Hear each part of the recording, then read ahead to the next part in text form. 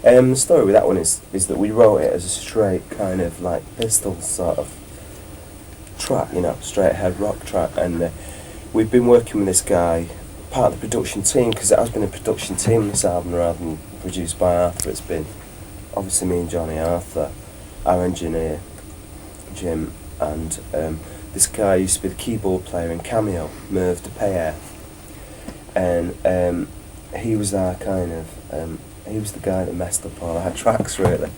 We used to hide him away in a little room at the studio, and he'd have a little programming set up, and he how can I put it? I don't know if you can say this, but he used to smoke vast quantities of pot, really, and we'd take our tapes. Herbal refreshment, yeah. Yeah, he used to smoke herbal refreshments, and we would take our band songs, which sounded good and rocking, and we'd stick them under the door and say, here you go, Merv, there's a couple more, and he'd kind of pull them apart and experiment on him, and like he'd turn my voice around backwards and distort stuff, and basically get the track into his headspace. So and Arthur did some of the beats on that at the beginning, didn't he? That's right, yeah. Yeah, slowed down half-speed beats, and yeah. My idea for it was that I wanted to hear Bernard's voice almost sort of like drowned, really, by because I never get the chance. But I just thought it'd be really good, almost like a sort of whirlwind, really, of sound going around Bernard's voice. Which it is. That's how it turned out. That's how it turned out. Yeah. So one of the first things we did when we recorded the track, without going into all the technical things, we just made this like mad kind of electric wind kind of sound. It sounds like a Mark Bolan song, doesn't it? We just made this really mad song, and then we jammed over the top of it. British Michael song. Electric wind, yeah. Jammed over the top of it, and some of it was improvised. Some of what Bernard was doing was improvised, and the take is the first time the band ever heard it or played it. And there's always something pretty special in that, you know. Sometimes it works, sometimes it doesn't. So it kind of was experimental. We had the loose blueprint for the song, but then we kind of, it started off a little bit kind of krautrocky, you know. So in some ways you can liken it to, Public Image or something like that, maybe. It's actually my favourite song on the record because I think it's quite original. I don't think it sounds like any kind of real pop music that's been done before.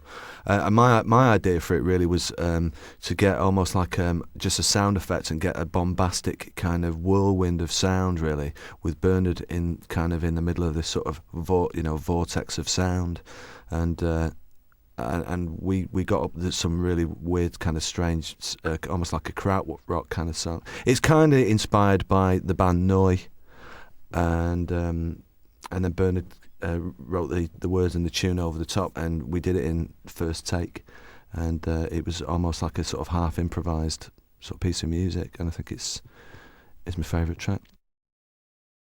It's a line from the title track on the album. There's a song called Twisted Tendencies, and the title for that song came out of the lyric within the verse, so it's kind of chain reaction, really. Title finding its way through the ranks. It's just that Johnny, bail me out. Johnny, quick, Johnny. What? Most of Bernard's titles are kind of just good phrases that are sort of, handles for songs, really. I mean, I think New Order and Joy Division had some of the best song titles ever, really, which is weird because they actually weren't that bothered about them. It's from what I've been told. But anyway, we had the title track, we had the record, we had the song, and at the time the album was made, every single person involved with us, except for Bernard and myself, had been dumped by their partner, basically. And it was a strange atmosphere around us. Bernard and myself were kind of like, the Dr. Ruths of the album, people would come to us with their problems. And because we're just sharing, kind of giving guys, aren't we? It was just weird. Everybody was going through emotional turmoil except for Bernard and myself, and we thought it was a great title for the song, and we were on the lookout for an album title, and one of us just decided, that'd be a good album title. I think it is, actually. I think it's a really strong album title. As I was saying earlier, Arthur Baker's got quite an extensive knowledge of rock music, sort of, from the 60s onwards. And one weekend, we were having the weekend off, and he asked me had I heard the Blind Faith album, and I'd never heard it, because growing up, just because of the sleeve, really. When you're growing up in the 70s, you're not really going to buy a record with that sleeve, and so anyway, I'd never heard it. What's the sleeve then? It's a sort of naked, very young girl holding a sort of very phallic-looking plane, farmer's daughter. You didn't know that, did you? No, I didn't know. Right, I have to edit all this stuff out. But anyway, Arthur had played me this Blind Faith album, and I listened to it over the weekend, and I really kind of liked the entire album, actually. And particularly the song Can't Find My Way Home, and then when I came back in on the Monday, Arthur had kind of had an idea, because I liked it, to play it to Bernard, with the idea of Bernard singing it, and he felt that Bernard could do a good job of it, and we almost kind of bullied Bernard into doing it in a way, but it sounded good, didn't it? What you hear is the first time Bernard ever sang it, and I think again that gives it a certain kind of. I mean, I was a bit iffy about doing a cover version on the album, to be honest, because I don't think I've ever done one. I don't think I've never done a cover version. Oh, we did for a radio session once. We did a Keith Hudson track, and called "Turn the Heater On," which is a nice track, but never on record. We never done it on record, so I was a bit iffy about doing a cover version, especially since we had so many songs written anyway. But when they played me the track, I just liked the song, and but it's not really something I don't really know about Blind Faith or Stevie Winwood or. The irony, it is ironic, as it's been pointed out to us, because we spent the first year and a half being electronic, denying that we were actually Blind Faith, because Neil Tennant, in his infinite wisdom, had called us the Blind Faith for the 90s, the whole supergroup thing and everything. And then we finally, first time we ever which we hated. First time we ever do a cover version, when it happens to be a Blind Faith song, that's weird. I'd like it to. I'd like for us to sort of get across to more people in Europe, actually, because I was a little bit disappointed with so far with the with what's going on in Europe, really. It just seems that when we've been over there, either socially or on promotional visits, there are a lot of people who aren't really aware that we've done what we've done. So I know it's a strange one, really. I've only just sort of kind of working this one out, but I would like that to happen.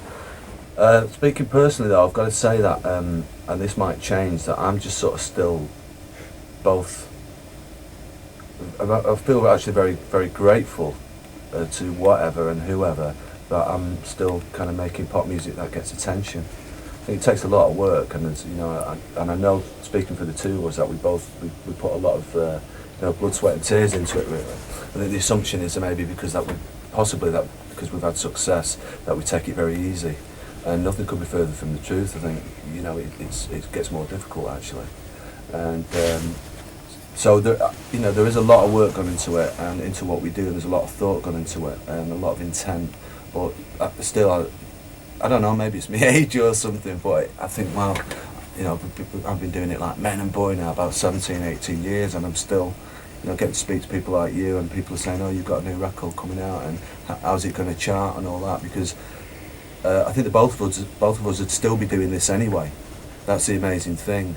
Success or no success, we'd still be making records, because it's all we can do, and it's all we want to do, really. And the fact that it gets attention and is still kind of being listened to by younger musicians and younger people and all the rest of it is quite amazing, really.